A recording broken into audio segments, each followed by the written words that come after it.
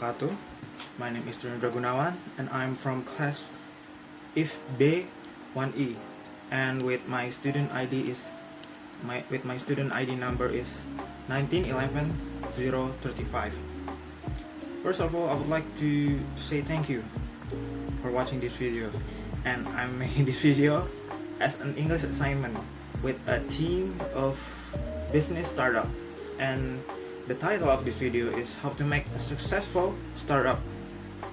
But before we delve into my subject, I guess I need to talk about what a startup actually is. A startup is a company or a project initiated by an entrepreneur to seek effectively develop and validate a scalable business model. While entrepreneurship refers to all new businesses, including self-employment and businesses that never intend to become registered, startup refers to the new business that intends to grow large beyond the solo founder. Startups face high uncertainty and have high rates of failure, but a minority of them do go on to become a successful and influential company. Some startups become a unicorn.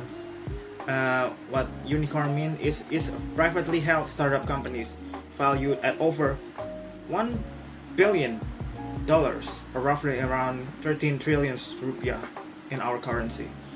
As you may already imagine, every time we create a business, there are always a chance that it will work, but on the flip side, there's always a chance for it to not work as we intended it to be.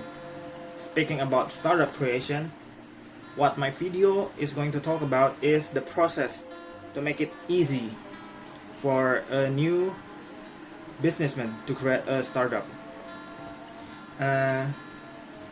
First step that you need to have to make a startup successful is that you need to develop an idea. The development of an idea and realization of startup is possibly the hardest thing that you need to do. Many things are to be taken into account to make a startup effective. The main thing is to show your vision of the startup. True problems of people's needs of people are more important than your business startup plan. At the same time, identify your motivation and purpose in life. Pay attention to your leading advantages. The main criteria for the successful idea are as follows. First, it needs to be First is durability, value over time or long-term importance. For example, is your startup have a point to last for a long time? And the next thing is trustworthiness, possibility to defend it. Can your startup be defendable? And sustainability, possibility to fulfill the idea over some period of time. So you are ready to create a startup. Here's the question: where is the idea to be taken from? And in this video, I have distinguished several ways that can help you find a great idea for a startup. First, you need to think over what you or maybe the people around you need at the moment right now. For a simple example is that providing a support for the elderly people around you who cannot go outside, maybe because they are sick or maybe because they feel ill or something.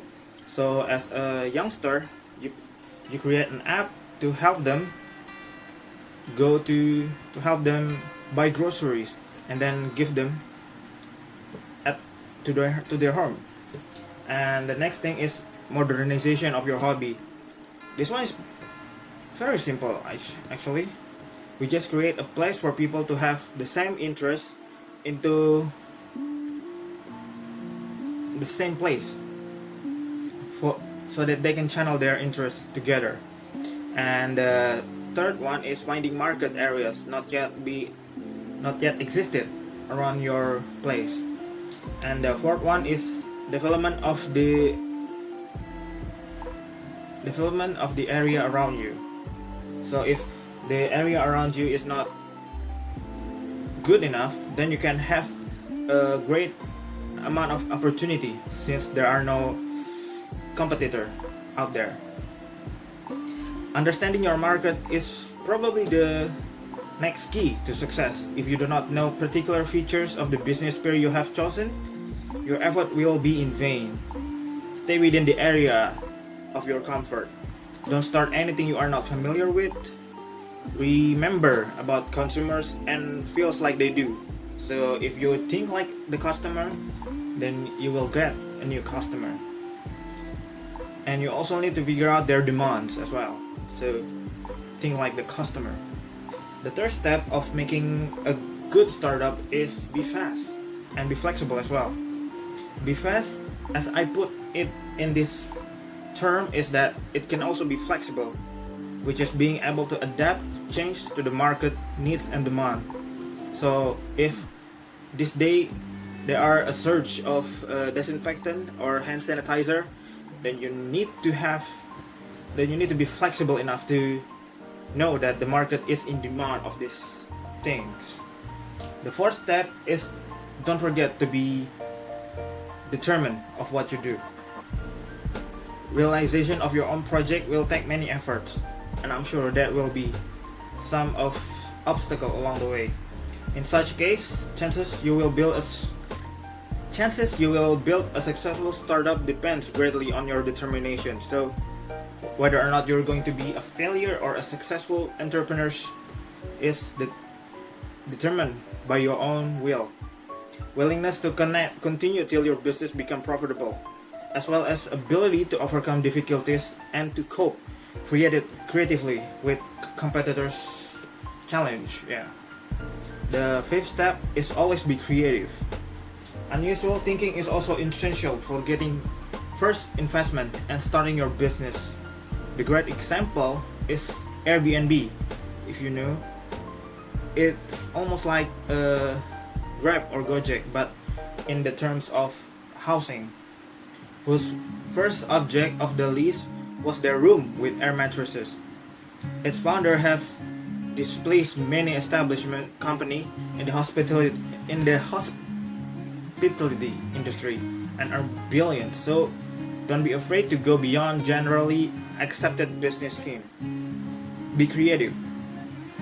The sixth step that I want to talk about making a great startup is think about your team. The number of people in your team should not be too big. Do not aim for something so great that you are forgetting about your own team. Still, they should have a high level of motivation. So in this case, you need to find people that have the same mindset as you. The next step is seventh step. Visualize business organization. The basic issue that you need to pay attention to are your business registration. So before you make a startup, you need to think about your registration first for your business, and legal advice and accounting support. So you need to find a lawyer to do your accounting. Building of effective financial models of your business. So you need to make some kind of a blueprint of what your business is going to do, and then building of a formal model of your business functioning. So after you build a blueprint of your startup, you need to find people to fill in their job description as well. Moreover, a businessman should understand that at the initial stage of the startup, one of the most important recommendation is to turn particular attention to pleasure and drive of the project and not money or revenue. So do not be afraid of losing money when you're starting a startup, because let's face it, creating something always need to have a few sacrifice. But if you have a determination, and if you have a good team, you probably could be successful in the end. The last step that I want to give you is don't forget about the risk.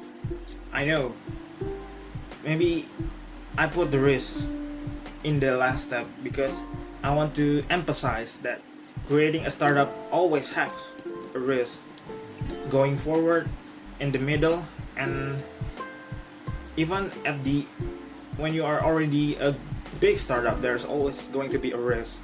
Risks are natural companion of any undertaking, but you should not be afraid of them or even hamper your development. In general, a startup can face several risks. I will list them, several of them. Market risk, whether or not there is a market for your product. Uh, at the beginning of your startup, there's always going to be a nagging sensation in your mind that whether or not your product will be able to make a profit. Is it necessary to somebody? Is your product going to be useful to someone? Will people pay for it? Answering this question is one of the main tasks before releasing your product to the market. So you need to answer this question first before you even going to distribute your product to a mass audience. And the next risk is product risk. Another top priority while creating a startup is to identify your product, its features, problems that are solved with its help. Which means that what kind of function this product that you have. Is it going to be useful to other people? Is it going to be lasting? What is the difference between your product and the other competitor's product?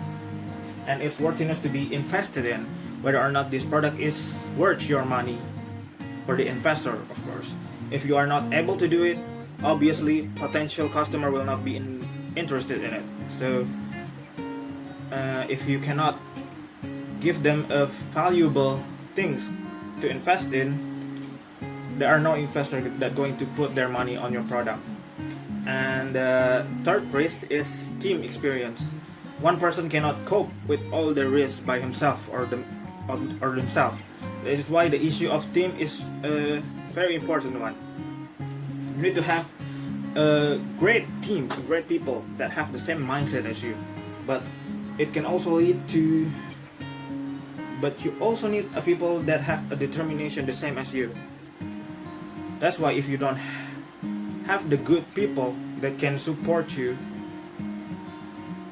most of the time your startup will not be as big as the other startup that's already out there. And maybe that's the last risk that I want to talk about, since I'm pretty sure there's always going to be more that you can list, and this list of risks can be continued, and a new one can also be added into this list. Nevertheless, risks connected with your startup are not an issue out of control, which means every risk that I have talked about can be solved if you have the right mindset and if you have the right people for the job. One of them is to build a good relation with your team and with your customer as well. Maybe that's all I have to say about a startup. In this, I have already told you about the step to create a successful startup and what is a startup is all about. Anyway, I guess that's all I have to say.